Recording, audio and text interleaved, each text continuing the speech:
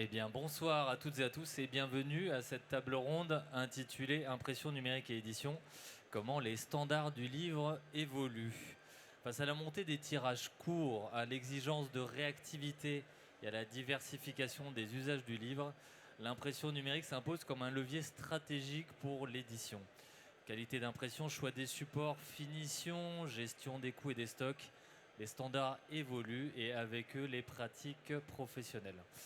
Cette table ronde va tenter de mettre en lumière des solutions concrètes qui sont déployées par les acteurs du secteur afin de concilier exigence éditoriale, performance industrielle et agilité. Sont présentes autour de la table pour en parler par ordre alphabétique Océane Lucas Ligard, chef de projet marketing chez Corlay. Bonjour Océane. Bonjour. Cécile Rode, qui est là également, qui est chef de produit marketing chez Canon. Bonjour Cécile. Bonjour. Stéphanie Roser, cofondatrice et présidente d'Instant Book Technology, est également parmi nous. Bonjour Stéphanie. Bonjour. Et enfin, Oriane Schneider, qui est designer graphique et cofondatrice de Modus Operandi. Bonjour Et Oriane. bonjour, merci. Alors pour commencer, j'aimerais parler du marché de l'édition de manière générale avec Cécile. Finalement, comment Canon analyse l'évolution du marché du livre? Quelles sont, selon vous, les grandes tendances ou en tout cas problématiques du moment dans l'édition? Mais je crois que vous l'avez dit en introduction, le premier phénomène qu'on voit, c'est la baisse des tirages. Clairement, nous, on a un positionnement dans l'impression numérique avec à la fois des technologies tonnerre et des technologies jet d'encre qui vont vraiment répondre à cette problématique.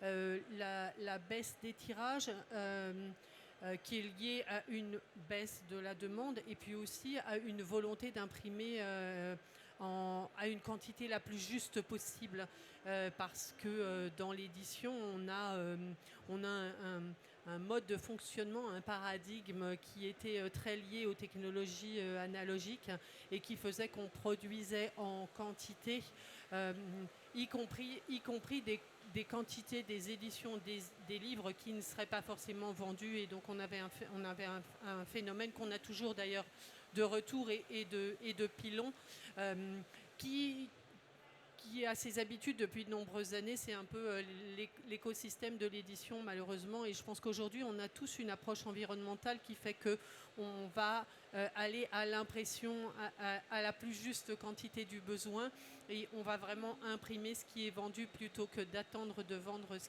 qui est imprimé. Donc ça c'est vraiment ce qu'on voit nous comme tendance. Et puis on a aussi une augmentation de l'auto-édition qui va aussi nous amener à des tirages encore plus petits que la baisse des tirages qu'on peut constater sur certains livres, puisque là, l'auto-édition, on va pouvoir imprimer un seul exemplaire d'un livre, un livre unique ou bien quelques exemplaires pour nos proches de notre propre histoire. Donc ça fait vraiment partie des évolutions du monde de l'édition, des quantités. Oui. Voilà. Absolument. Océane, chez Corlay, vous imprimez des livres depuis 1961. Alors évidemment pas vous-même, mais Corlay. Est-ce que vous partagez les mêmes constats sur ces grandes évolutions? Oui, les mêmes constats que Cécile, dans une perception différente étant donné qu'on est imprimeur, mais c'est vrai que le livre, c'est 60% de ce qu'on fabrique à l'année. On fait du travail pour des éditeurs indépendants, des plus grosses maisons, mais aussi de l'auto-édition, effectivement, on en fait de plus en plus. Et les éditeurs qui imprimaient, on va dire, 10 000 exemplaires il y a quelques années, aujourd'hui, ils vont en imprimer 3 4 000, et puis ils vont réimprimer 1000 exemplaires au fur et à mesure des commandes pour éviter le stock, pour éviter le pilon, et puis tout simplement, en fait, pour une question environnementale.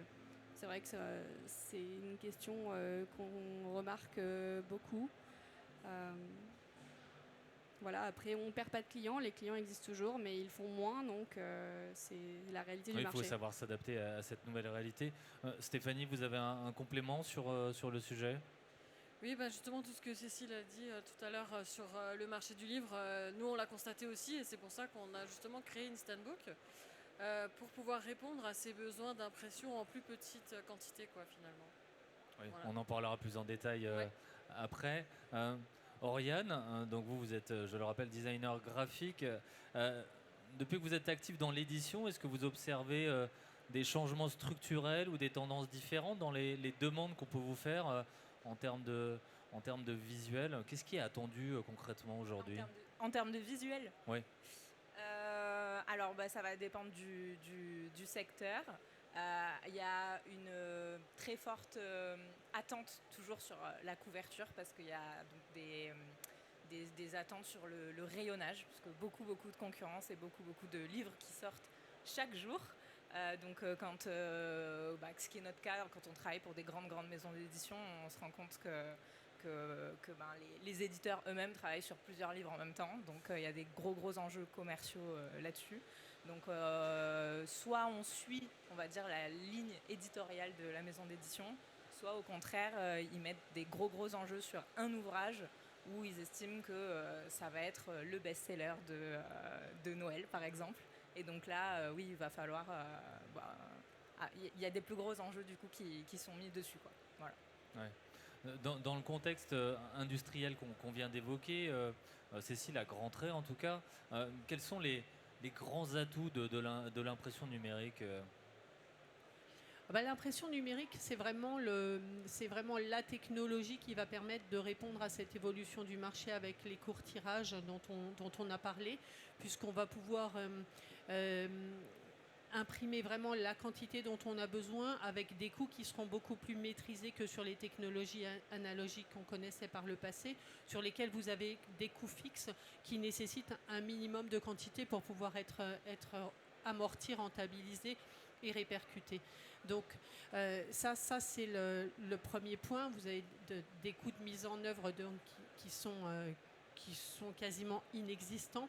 Vous allez également avoir de la flexibilité. Vous pourrez imprimer un livre, un exemplaire unique. On va pouvoir également apporter de la personnalisation. Aujourd'hui, on parle on a beaucoup de demandes sur, par exemple, sur du livre jeunesse qui va être personnalisé avec le prénom de votre enfant, avec l'ensemble de la famille. Donc ça, c'est typiquement une application qu'on va pouvoir mettre en œuvre très facilement avec l'impression numérique. Chez Corlet, on imprime beaucoup de guides de voyage, par exemple, et une application qui est très utile, ça va être de personnaliser un guide de voyage et de le faire imprimer en fonction de vos préférences de voyage, suivant ce que vous avez envie de visiter, sous quel aspect vous avez envie de visiter une ville ou un pays. Vous allez pouvoir préparer votre guide avec juste vos choix de visite, vos choix d'hébergement, vos choix de mode de transport. Donc on a vraiment la possibilité de faire la personnalisation. Et puis Océane a parlé de réédition. Aujourd'hui, les technologies jet d'encre, elles vous apportent une constance colorimétrique. D'abord, elles vous apportent une facilité de mise en œuvre qui va pas nécessiter de longs réglages pour obtenir la qualité d'impression que vous souhaitez. Voilà, contrairement aux technologies analogiques. Et puis cette constance, vous allez pouvoir la retrouver dans le temps et d'une machine à l'autre, si bien qu'un client va vous commander un premier lot d'exemplaires qui correspond aux unités qu'il a prévu de vendre dans un premier temps. Et puis si le livre a du succès, on va pouvoir facilement le rééditer. On obtiendra le même niveau de qualité dans un délai qui sera très rapide, parce que c'est aussi un besoin du moment. On attend tous que tout soit disponible immédiatement en tant que consommateur. Et pour le livre, c'est vrai aussi. Donc, je pense que tout le monde le connaît. Donc, dans un délai très rapide. Ce sont vraiment les avantages des technologies numériques. Oui, Océane, donc chez Corlet, une société qui a plus de 60 ans.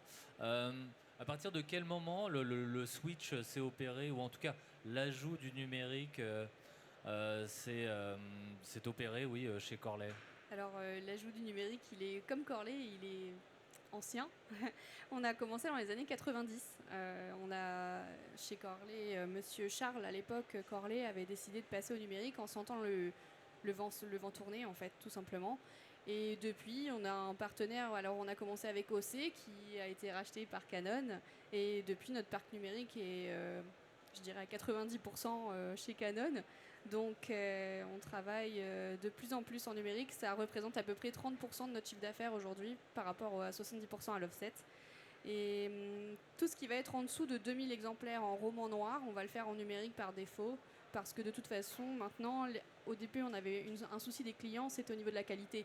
Ils avaient peur que ce soit pas la même qualité en numérique qu'en offset, mais aujourd'hui, en fait, il n'y a plus de différence. Visuellement, on est à qualité identique et les clients s'en sont bien rendus compte. Et ils se sont aussi rendus compte du prix qui n'est pas du tout le même, qui permet de baisser les coûts. Et donc aujourd'hui, le numérique prend de l'ampleur. Oui, il prend de l'ampleur et il est aujourd'hui véritablement complémentaire à l'offset. Et il est aujourd'hui même stratégique finalement au sein de votre imprimerie. Tout à fait. On imprime en offset et en numérique pour certains clients. D'autres vont imprimer uniquement en numérique. Et on propose aussi l'impression à la demande avec notre service d'impression à la demande Rapidbook, où là, les clients peuvent commander de 1 à 2000 en noir et de 1 à 800 en couleur, directement via une plateforme en ligne, avec tout est automatisé. En fait, ils peuvent déposer leurs fichiers et cliquer pour commander. Et en 7 jours, c'est fabriqué. En 10 jours, c'est livré.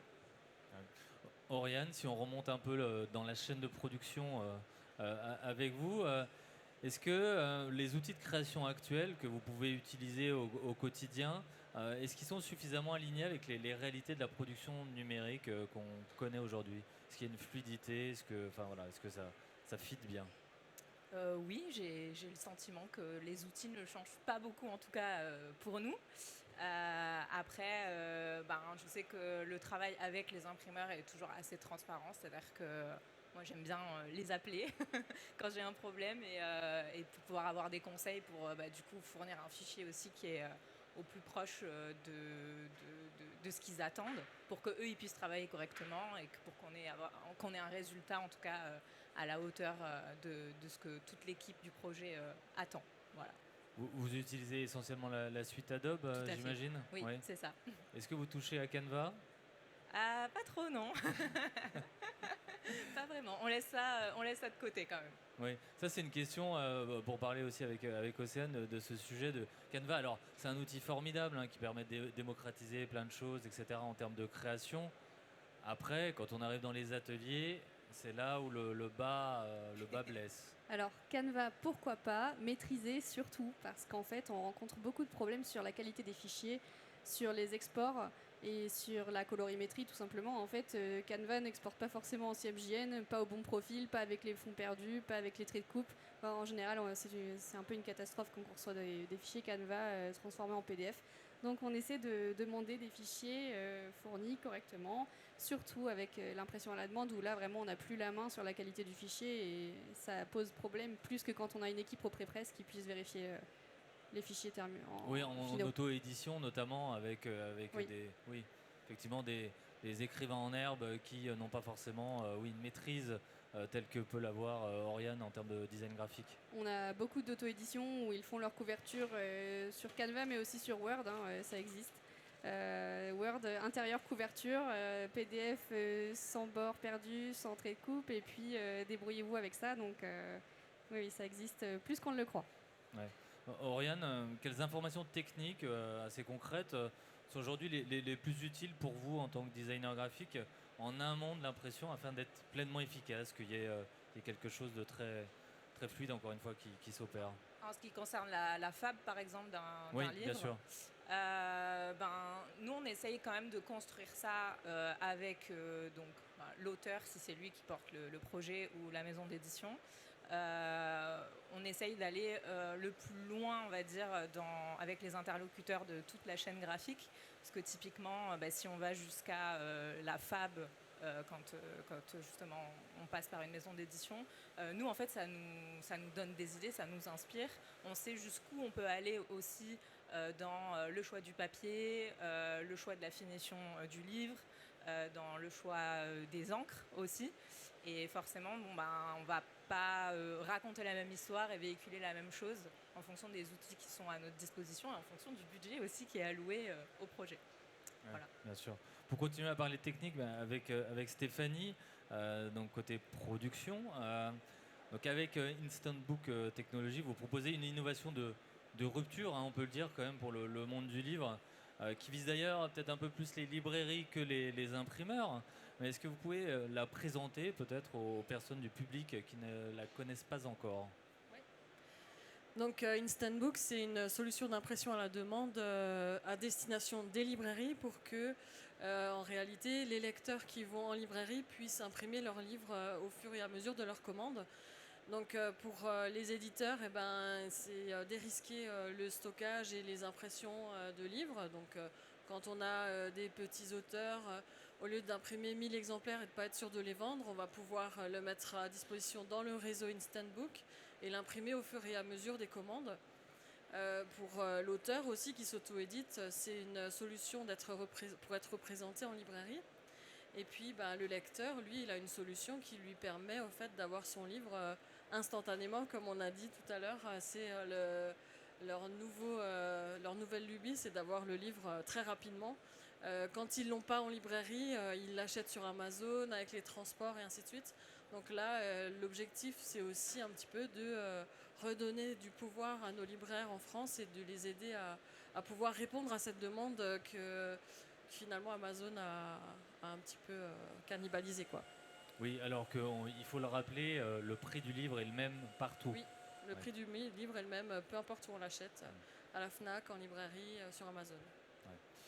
Il y a quelque chose que vous n'avez pas évoqué, mais il y a une dimension très spectaculaire quand même dans l'Instant Book Technology, avec un bras robotisé. Là, on n'est pas sur une table à plat, etc. Là, on est vraiment complètement sur autre chose. Ouais, en fait, c'est la plus petite imprimerie au monde. Il y a 2 imprimantes finalement qui impriment le corps du livre et la couverture. Et après, c'est un robot qui fait tout le façonnage en dos carré collé. Donc, on le voit faire les mouvements. Il est dans une enceinte vitrée. Donc, elle fait en plus le spectacle et offre une nouvelle expérience au lecteur. Oui. Alors, c'est une machine, il faut le dire, qui n'est pas encore officiellement commercialisée, mais qui a été déjà testée in situ, notamment en Belgique, hein, c'est ça, dans une librairie. Et quels sont les premiers retours des libraires, des éditeurs, mais également des lecteurs à propos de cette solution? Alors, les lecteurs, c'est hyper simple, hein. Déjà, la machine, souvent, elle est placée en vitrine. Du coup, il y a un flux beaucoup plus grand dans la librairie parce que voilà, ça bouge, ça fait entrer du monde dans la librairie, donc plus de ventes parce qu'on ne vient pas forcément acheter un livre, mais quand on voit la machine, on a envie de consommer le livre qui sort de la machine. Et pour le libraire, finalement, c'est aussi, ça lui permet de recréer tout un écosystème autour du livre. Il y a des éditeurs du quartier qui viennent pour tester et imprimer des livres. Ils font des ateliers d'écriture où du coup les écrivains repartent avec leurs livres. Et puis il y a toute une dimension aussi sociétale où ils font des ateliers avec les écoles qui sont dans le quartier où ils impriment des nouvelles des élèves sur l'année par exemple, ou alors avec il y a une petite prison à côté où ils font aussi des ateliers d'écriture et où du coup les prisonniers peuvent lire les livres que les co-détenus ont écrits. Enfin voilà, il y a tout un écosystème qui est en train de se créer autour de la machine là-bas. Ouais. Cécile, chez Canon, ça vous inspire quoi, ce type de nouvelles solutions qui sont très différentes évidemment des vôtres? Ça vous inspire quoi? Ça nous inspire, comme ça a été expliqué, ça crée un écosystème. Je pense que ça recrée effectivement des relations au niveau des libraires et ça permet de mettre en avant le métier du libraire. Ce qu'il ne faut pas, c'est que ça lui apporte une contrainte parce que l'impression est quand même pas son métier à la base et je pense que ça répondra de toute façon, ça répond à un besoin ponctuel à un moment donné et ça crée une activité. Mais ça ne permettra pas aux libraires de couvrir l'ensemble de ses ventes de toute façon. Donc ça va être quelque chose qui sera complémentaire et qui va vraiment répondre à un besoin ponctuel et qui viendra être complété par nos technologies numériques et l'analogique qu'on a encore, parce que de toute façon on a encore de la production en analogique au niveau du monde de l'édition. Voilà. Après, C'est un système qui va de toute façon être limité en termes de format, en termes de papier, parce que vous ne pourrez pas apporter la flexibilité qu'un imprimeur va vous apporter en termes de choix de support, en termes de type d'impression, en termes de taille de livre, à la fois format et à la fois épaisseur de livre, contenu.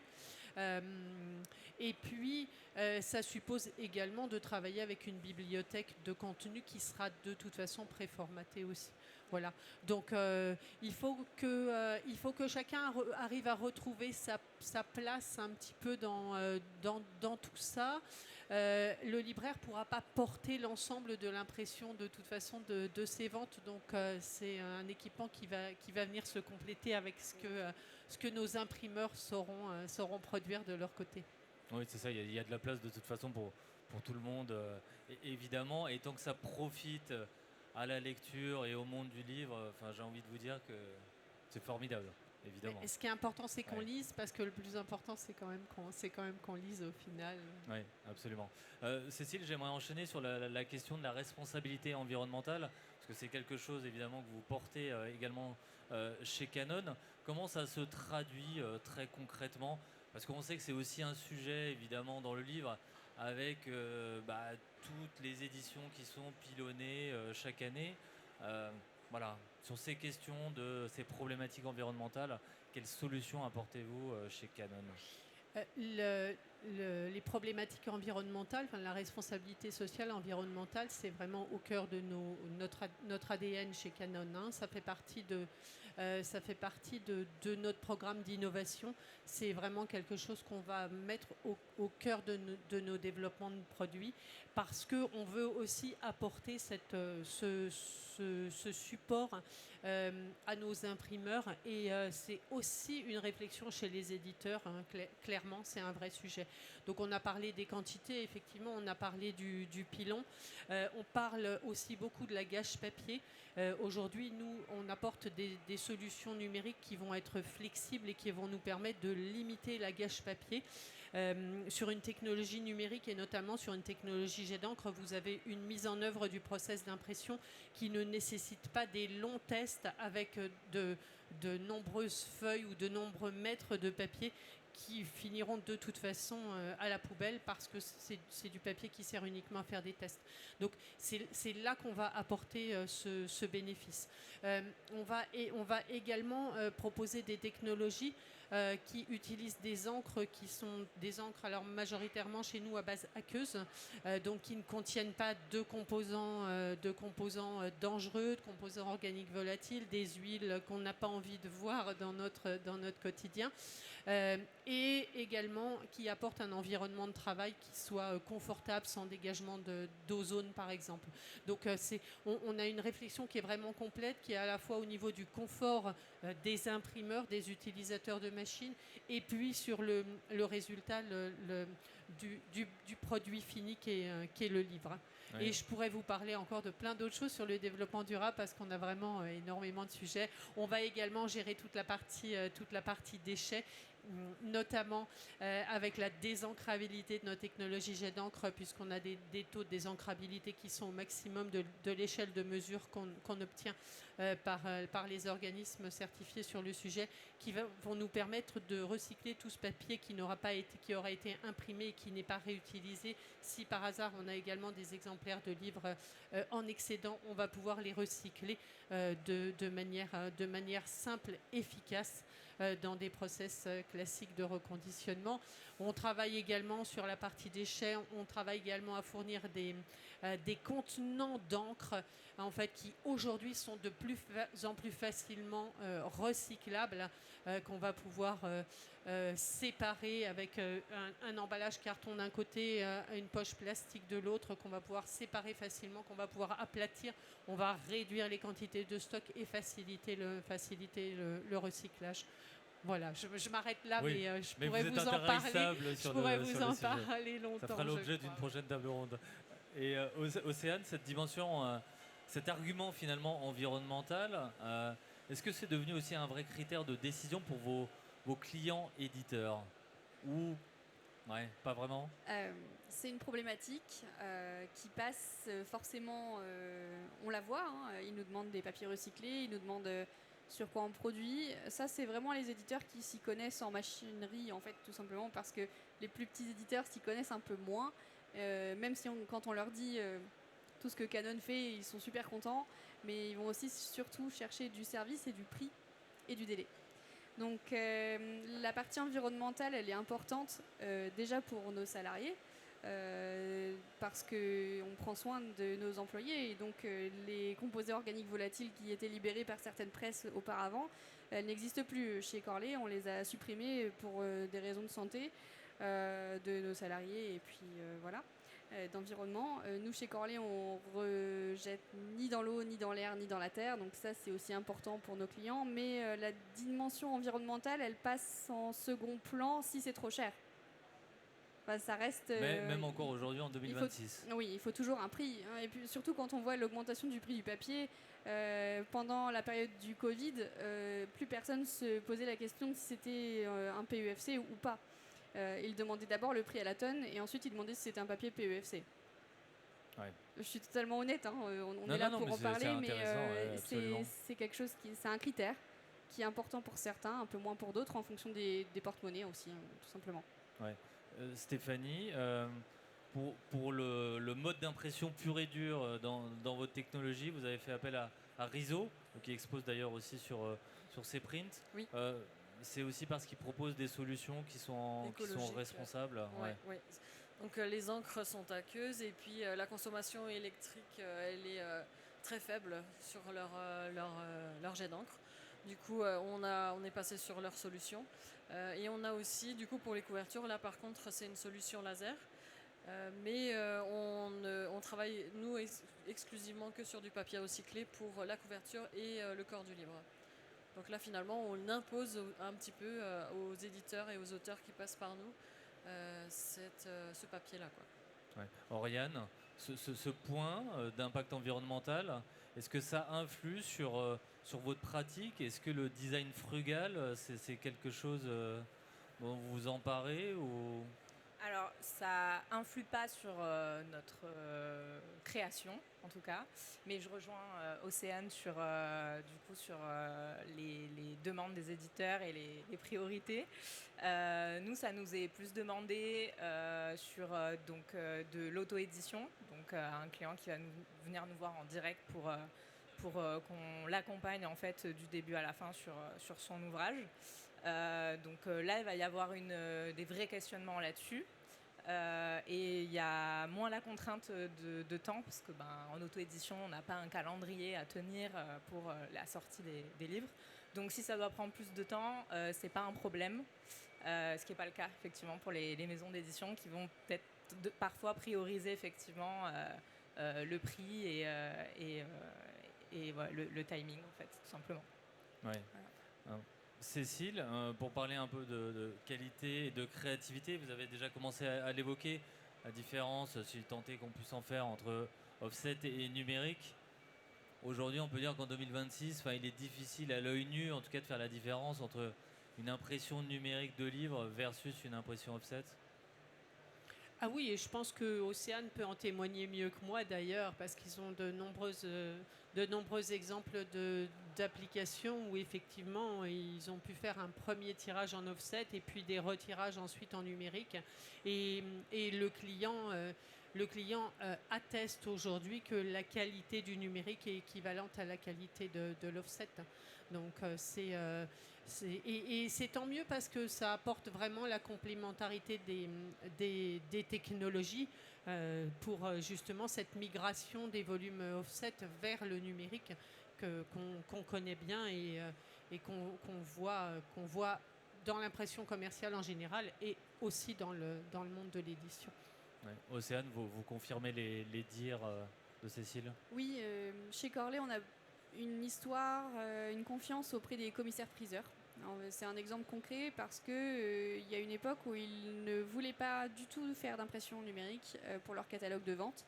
Et peu importe la quantité, ils la faisaient en offset, quitte à payer le prix fort, puisque vous le savez, moins on produit en offset et plus le prix à l'unité est cher. Aujourd'hui, ils ne passent plus du tout en offset parce qu'ils ont rarement au-dessus de 1000 exemplaires à commander. Et en dessous de 1000 exemplaires, on fait tout en numérique. Et en fait, ils sont bluffés parce qu'à l'œil nu, ils ne voient plus la différence entre une couverture ou un intérieur fait en offset ou en numérique. Il faut vraiment prendre son compte-fil pour voir la différence de technologie. Mais sinon, c'est bluffant, franchement. Ouais. Oriane, sur ces questions de qualité, d'impression, de rendu par rapport aux créations originales que vous pouvez réaliser, est-ce que vous attendez un dialogue en termes de couleurs, de stabilité colorimétrique, etc. Enfin, concrètement, qu'est-ce que vous attendez d'un imprimeur sur ces sujets-là? Est-ce que vous vous rendez en atelier? Est-ce que vous échangez? Est-ce que vous faites des tests pour ensuite peut-être adapter votre création aussi selon les contraintes techniques et les machines qui peuvent être installées en atelier? Alors oui, autant que possible, nous on essaye d'aller en sortie machine pour contrôler que tout va bien et que tout est à la hauteur de ce qu'on attend. Ensuite, juste par courtoisie aussi, parce que finalement on est dans la même chaîne graphique donc pour un projet. Et c'est vrai qu'on aime bien donc, créer aussi des partenariats avec donc, les imprimeurs de notre région. Ça nous tient à cœur aussi de pouvoir le proposer à nos clients et aussi de comprendre comment chacun travaille pour à nouveau, comme ce que je disais tout à l'heure, aussi fournir un fichier qui est propre pour que l'imprimeur puisse travailler aussi correctement et qu'on puisse travailler ensemble jusqu'à la fin du projet, quoi. Ouais, c'est ça, il y a une forme de respect aussi du travail de chacune, chacun, pour travailler en bonne intelligence et pour qu'il y ait finalement un produit fini qui soit réussi. C'est ça. En tout cas, quand on a la possibilité de le faire, oui, on aime bien échanger avec tous les acteurs, en tout cas, du projet. Océane, est-ce que vous communiquez, vous êtes suffisamment clair sur les possibilités créatives qui peuvent être offertes par des machines Canon, par exemple, auprès des créatifs qui peuvent vous solliciter ou vous envoyer des fichiers, etc. Alors comme nous, on fait principalement de la brochure, donc du livre, du catalogue et du magazine, on est conscient qu'on n'exploite pas toutes les possibilités qu'offrent nos machines Canon. Mais pour ce qu'on en fait, pour le marché dans lequel on est, les clients sont bien conscients de ce qu'ils peuvent nous demander. Oui, je dirais que c'est peut-être l'imprimeur qui est plus frileux que le client d'aller tester des nouvelles choses sur les machines qui sont existantes dans notre parc, plus que l'inverse. Ouais. Cécile, est-ce qu'il y a de nouveaux usages créatifs qui ont été induits par le numérique versus l'offset? Alors sur les couvertures peut-être, mais pas seulement. Oui, après, on n'a pas de limite dans la créativité. De toute façon, c'est l'avantage du numérique. Je pense qu'on a parlé des exemplaires uniques. On va pouvoir mixer les supports, mélanger les papiers à l'intérieur d'une édition.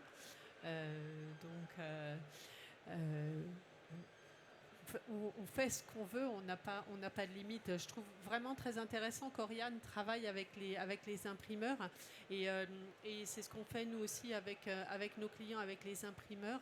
On essaye également de travailler avec les éditeurs parce que ils ont aussi besoin de comprendre les technologies pour pouvoir justement envisager quelles sont les capacités des équipements et comment eux, ils vont pouvoir proposer justement des produits qui seront adaptés à ces technologies.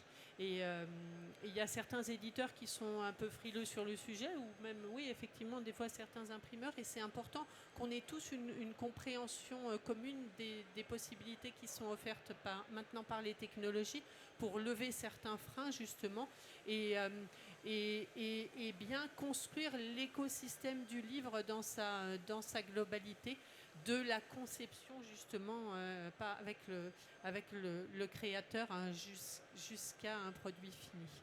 Ouais. Cécile, toujours pour tenter de conclure et de parler de l'avenir de l'édition, vous organisez avec Canon le Future Book Forum, dont la dernière édition a eu lieu récemment. Qu'est-ce que vous pouvez nous en dire et pourquoi c'est important pour Canon ? Oui, le Future Book Forum, il existe depuis de nombreuses années. C'était la 11e édition au mois de novembre 2025. Et c'est un événement où on a à cœur justement de réunir la chaîne complète du livre. On invite effectivement nos imprimeurs. Océane était avec nous sur la dernière édition. Mais on invite également les éditeurs pour pouvoir leur montrer le potentiel technologique et comment ils peuvent travailler de manière encore plus étroite avec les imprimeurs pour pouvoir prévoir leur activité, pour pouvoir ajuster au mieux leur quantité de commandes, parce qu'ils ont aussi aujourd'hui cette flexibilité. Faire de la personnalisation, faire du versionning. On a des éditeurs qui impriment des ouvrages dans de nombreuses langues différentes. Aujourd'hui, on a une flexibilité avec le numérique pour pouvoir sortir, par exemple, ces différentes versions dans les quantités et les délais dont on a vraiment besoin, sans excès de stock. Donc cet événement, oui, il a lieu tous les ans et c'est l'occasion pour nous de réunir la chaîne de l'édition, mais en même temps d'y apporter une vision un petit peu extérieure. On a parlé d'écosystème sur la dernière édition, en transposant ce que la nature sait faire elle-même. Notre nature, elle ne génère pas de déchets, contrairement à ce que nous, on fait, humains, dans nos activités quotidiennes. Elle recycle tout. Et donc, l'idée, c'était d'amener les imprimeurs, les éditeurs et nous, fabricants d'équipements, à réfléchir, à prendre du recul par rapport à la chaîne de valeur actuelle de l'édition et voir comment, dans l'avenir, effectivement, on va pouvoir avancer pour répondre à la demande, à l'évolution de cette demande et tout en protégeant notre environnement. Ouais. Océane, vous qui avez assisté à l'événement, en tant qu'imprimeur, qu'est-ce que ça vous apporte ? Alors, ça nous apporte plusieurs choses. Déjà, de pouvoir faire un point sur le marché actuel de l'édition, sur ce qui se fait tant en technologie que dans ce qui va se faire dans le futur. C'était aussi, j'ai pas le mot pour expliquer, en anglais ce serait un think tank, pour pouvoir vraiment réfléchir avec tout le corps de la chaîne graphique ensemble sur des sujets qu'on se pose pas forcément tous les jours, pour lesquels on n'a pas le temps de réfléchir quand on est dans nos activités du quotidien. Et le Future Book Forum a vraiment permis de vraiment prendre de la hauteur en fait sur des sujets importants pour les 5 à 10 ans à venir, je dirais. Ouais. Toujours pour parler d'avenir, Stéphanie, la commercialisation de votre technologie est proche, en tout cas on l'espère, elle est prévue pour cette année. Vous travaillez encore, vous peaufinez la technologie, notamment pour la rendre plus accessible financièrement. Oui, exactement, oui. Parce qu'aujourd'hui, c'est une technologie qui est un peu chère, basée sur un prototypage. Là, on est vraiment en train de développer la version série qui sera du coup plus accessible pour les libraires. Oriane, j'ai une dernière question aussi d'avenir. Est-ce qu'il faut, selon vous, aller vers une hybridation des métiers avec des designers plus techniques et des imprimeurs plus prescripteurs créatifs ? Vous avez 3 heures. Hybridation des métiers. Non, je pense que chacun peut pratiquer son métier en fonction des attraits qu'il a pour celui-ci. Et puis, à nouveau, je pense que c'est, comme ce que disait donc Cécile tout à l'heure, c'est vraiment l'échange qui fait que, en tout cas entre les différents corps de métier, qui fait que le projet à la fin peut exister et en tout cas arriver en tout cas à des objectifs intéressants, voilà, dans à la fois créatif et à la fois technique dans ce que vous proposez, quoi. Voilà. Très bien, merci mesdames. Est-ce qu'il y a des questions ? Pas de questions, très bien. Eh ben, merci beaucoup à toutes et à tous et vive le livre. Merci à vous.